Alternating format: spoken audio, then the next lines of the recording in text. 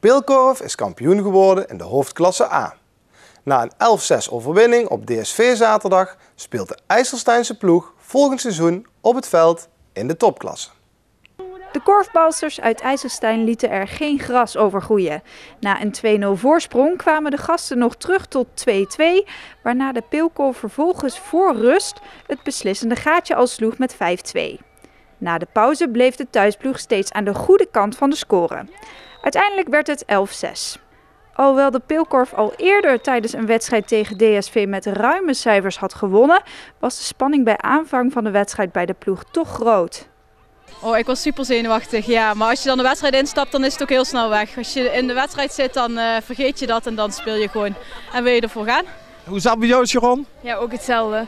Het is altijd een wedstrijd apart, hè. Dus je gaat die wedstrijd in en toch zijn er bepaalde extra spanningen. Want je weet gewoon dat je beter bent als DSV. De vorige keer hebben we ook ruim gewonnen. Maar nu zie je gewoon dat het weer meteen stroef verloopt. En gelukkig daarna zie je gewoon dat ze toch beter zijn. En dan maak je het gewoon af met 11-6. Had eigenlijk meer kunnen zijn. De Peelkorf heeft een mooi jaar gehad. Het kampioenschap is dan ook een passende afsluiting voor de succesvolle ploeg. Speelster Sharon Wismans denkt dat het onvermoeibare doorzettingsvermogen van alle IJsselsteinse een verklaring van het succes is. Ik denk dat we er iedere wedstrijd met z'n achter gewoon staan en ja, negenen binnen.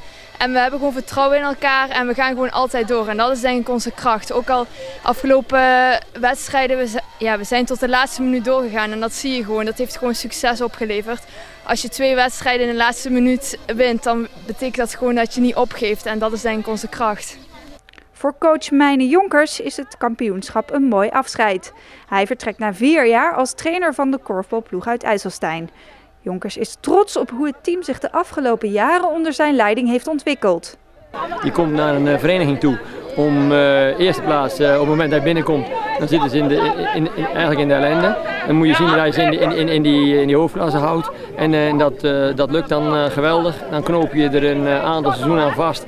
Waarbij je vorig jaar in de zaalcompetitie je kampioenschap pakt. En dan zie je gewoon dat je met deze selectie heel veel kunt. We hebben een goed seizoen gedraaid in de topklasse.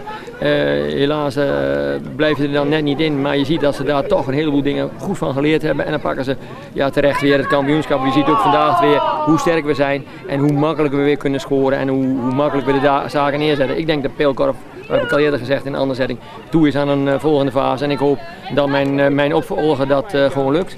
En die volgende fase is dus dat de Peelkorf promoveert naar de topklasse op het veld. En doordat de ploeg afgelopen jaar binnen in de topklasse heeft gespeeld, weten Wismans en Litjes wat hen te wachten staat. Ik denk dat we hebben nu een nieuwe trainster. En dan krijg je dus ook weer nieuwe dingen die je gaat trainen bijvoorbeeld. Dus ik denk dat dat wel goed is. Ik ben benieuwd wat dat gaat brengen. Misschien dat het jaar topklasse ons al enige ervaring heeft. En gewoon, we weten nou welke tegenstand we kunnen verwachten en wat we ook terug moeten presteren. Dus, het wordt pittig, maar ik denk wel goede ervaring. Na de wedstrijd gingen de dames de platte kar op voor een ererondje door het dorp. De belangstelling voor het Kunstencentrum Jeruzalem is ondanks roerige tijden groot. Dat bleek uit het groot aantal bezoekers tijdens de open dag. In totaal bezochten bijna 2000 mensen de open dag van het Kunstencentrum. Om onder andere te kijken naar voorstellingen en presentaties gegeven door cursisten. Tijdens de open dag is ook het cursusaanbod van volgend seizoen gepresenteerd, waar enige vernieuwing in te vinden is. We hebben nu ook een groot aantal korte cursussen, dus dat mensen ook wat kunnen te kiezen hebben. Een groot aantal projecten. We zijn weer met het onderwijs bezig. We hebben projecten voor ouderen, projecten voor proberen ook voor koren te doen. We helpen muziekverenigingen, opleidingen voor muziekverenigingen, voor maar liefst bijna 30 verenigingen doen wij de opleidingen. Net wat ik zeg, voor zo ongeveer 40 basisscholen, middelbare scholen weer projecten. En natuurlijk een heleboel cursisten, cursussen die we aanbieden, allerlei genres. Het zijn roerige tijden voor Kunstencentrum Jeruzalem. De organisatie heeft te kampen met een terugloop van cursisten en daarmee omzet. En ook de subsidie vanuit de gemeente is gekort. De gemeenteraad heeft ondanks veel kritiek en bezwaren wel unaniem ingestemd met het nieuwe ondernemingsplan en een grote reorganisatie. De overlevingskans voor het Kunstencentrum. Wethouder Lucien Peters is dan ook blij met dit besluit. Volgens hem is een dergelijke culturele instelling onmisbaar in Venray. Je ziet het ook aan de veelheid mensen die hier zijn, dat het enorm leeft. Hè. Voor de gemeente Venray is het ook iets wat ontzettend belangrijk is. Een van de pijlers die we hier gewoon nodig hebben en moeten blijven ontwikkelen. En dat is wat nu speelt. Gelukkig heeft de gemeenteraad wel unaniem gezegd, wij gaan daar verdere stappen mee zetten. En die stappen zijn we nu ook aan het zetten. Om daar samen goede invulling aan te geven. Gepast op de tijdspannen waarin we nu zitten. En volgens mij is het bestuur en ook de directie daar op een goede manier mee bezig. En samen zullen we die verandering door moeten.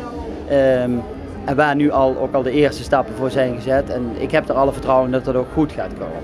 Ook directeur Co van der Velpen heeft vertrouwen. Samen met de gemeente is de directie hard bezig met het werken aan een langetermijn toekomstplan. Tot nu toe kan ik niet anders zeggen dat we met de gemeente buitengewoon constructief aan het overleggen zijn. En aan het nadenken en aan het rekenen. En nou, alles wat erbij komt, kijk, het is vrij complex. Om in ieder geval kunsteducatie, ook voor de toekomst, voor de verre toekomst ook, veilig te stellen voor Venray. En alle vertrouwen in, net wat Lucien ook zei, alle vertrouwen in dat dat ook goed gaat komen.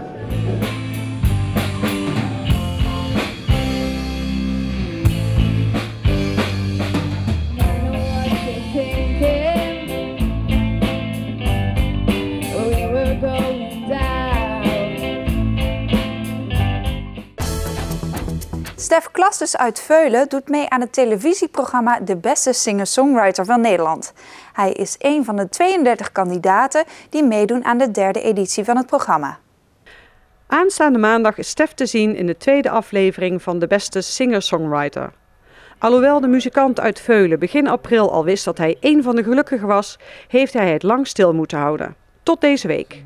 Toen plaatste Stef een bericht op Facebook. Daar kreeg hij enorm veel reacties op. Het talent uit Veulen stond niet meteen te popelen om zich op te geven voor de singer-songwriter-wedstrijd. Nou, ik heb heel lang getwijfeld of ik mezelf wel op wilde geven. Maar uiteindelijk, Nielsen heeft mij een beetje... Ik heb in het voorprogramma van Nielsen gestaan en hij vertelde dat het wel heel erg een boost gaf in zijn carrière. En dat is nu ook wel te zien. Dus misschien dat ik dat ook wel kan gebruiken. In totaal hebben 700 mensen zich aangemeld. Na enkele auditierondes bleef Stef samen met 31 anderen over als televisiekandidaat. Hij heeft meegedaan met het nummer She Will Help You Out. And when you try to forget the past, then you give the key of your diary to someone who will take your body. She will help you out. Stef mag natuurlijk weinig loslaten over het verdere verloop van de competitie.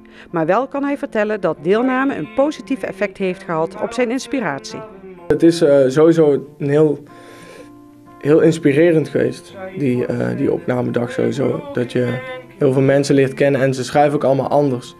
Dus je gaat heel erg, heel veel gaan schrijven eigenlijk. Dus je bent eigenlijk daarna nog meer gaan schrijven omdat je geïnspireerd raakte door het programma? Ja, precies. Want ik zat ook een beetje vast voordat ik meedeed. Dus het is al een iets ouder liedje waarmee ik me heb ingeschreven en ook gespeeld. En nu gaat het eigenlijk wel goed met schrijven juist, ja. Stef is aanstaande maandag 26 mei te zien in de Beste Singer-Songwriter van Nederland. Van de 8 kandidaten die in deze aflevering te zien zijn, gaan er 2 door. Het programma begint om 10:50 s'avonds op Nederland 3.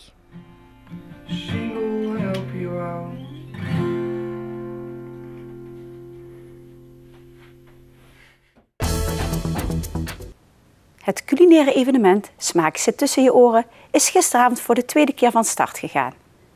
Tijdens het evenement kun je proeven van de smaken van de regio. Dit jaar is de aanpak anders dan vorig jaar. Diverse items zijn toegevoegd en andere verbeterd. We hebben de keuken meer in het middelpunt gezet, want ik vind dat dat het podium is waar het om draait dit weekend. Vorig jaar zat het een beetje aan de zijkant van de tent, nu staat het echt volop in het middelpunt, in de picture. We gaan werken met productdemonstraties, we gaan een agrariër en een kok gaan vertellen over de producten, hoe ze het verwerken, wat ze ermee doen, hoe het verwoordt tot een heel mooi gerechtje. We werken met een aspergeschilwedstrijd onder 19 chefkoks van de gemeente Venray. Dus we krijgen daar een aspergeschilkoning hier op het Schouwburgplein. En verder denk ik dat we gewoon heel veel goede dingen hebben geleerd van de vorige editie, die we dit jaar gewoon een stuk beter oppakken. Venray bloeit op het gebied van ontwikkelingen in de horeca en agrarische producten. Nou, belangrijk om de mensen hier in Venray te laten zien wat voor prachtige dingen, lekkere dingen we allemaal produceren hier in het Venrayse. Want het is allemaal echt, meestal allemaal echt Venrayse product. Dus wat hier geteeld wordt, wat hier gekweekt wordt, wat hier geproduceerd wordt. Wat hier door onze restaurants, onze koks wordt klaargemaakt om het dan ook te eten door onszelf. Zelfs insecten kweken behoort tot de mogelijkheden.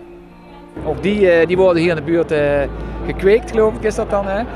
Dat zou kunnen, dat is ook een heel eiwitrijke voedselbron. Het gaat ook niet alleen om gewoon eten of veel eten, maar gewoon ook lekker eten en gezond eten. Dat promoten we hier ook. Verschillende ondernemers uit de agrarische sector en diverse horecadeelnemers uit de gemeente vinden het de moeite waard. Wat er zo leuk is aan het weekend is de samenwerking tussen agrariërs, tussen de chefs en te zien wat voor mooie producten er komen. Voor een hele lage prijs, eigenlijk vanaf €2,50 tot €7,50 kun je hier genieten van de mooiste producten hier uit de regio. Er is dit jaar gekozen om het evenement in plaats van in oktober in mei te organiseren, vanwege onder andere de vele mogelijkheden op het gebied van landbouw.